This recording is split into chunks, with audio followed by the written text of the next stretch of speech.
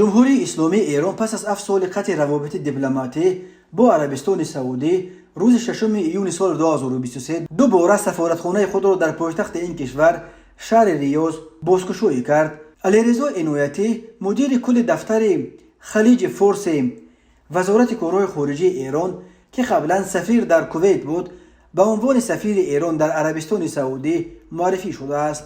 ناصر کنانی سخنگوی وزارت کارهای خارجه ایران اعلام نمود که به زودی کنسولگری ایران در شهر جده و همچنین نمایندگی دائمی ایران در سازمان همکاری‌های اسلامی نیز فعالیت خود را از سر می‌گیرند.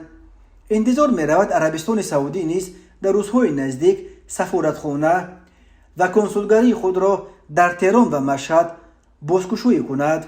از سرگیری روابط دیپلماتی، بازگشایی سفارت و کنسولگری‌ها در ایران و عربستان از شرط‌های توافقی بود که ماه مارس سال 2023 با میانجیگری خطای حاصل شد. سفارتخانه سعودی در تهران 3 ینور سال 2016 وقتی بسته شد که آن را تظاهرگران به نشان اعتراض به قتل نیمر النمره یک روحانی شیعه از جانب سعودی آتش زدند. و اما این نخستین مورد قطع روابط دیپلماتی دو کشور از زمان رو به کار آمدن رژیم اسلامی در ایران در پی انقلاب اسلامی سال 1979 نبود. سال 1987 در موسم حج حاجی‌های ایران در مکه به برخورد سخت پلیس سعودی دچار شدند و نزدیک به 400 حاجی ایرانی در جریان درگیری‌ها از جانب پلیس سعودی کشته شدند.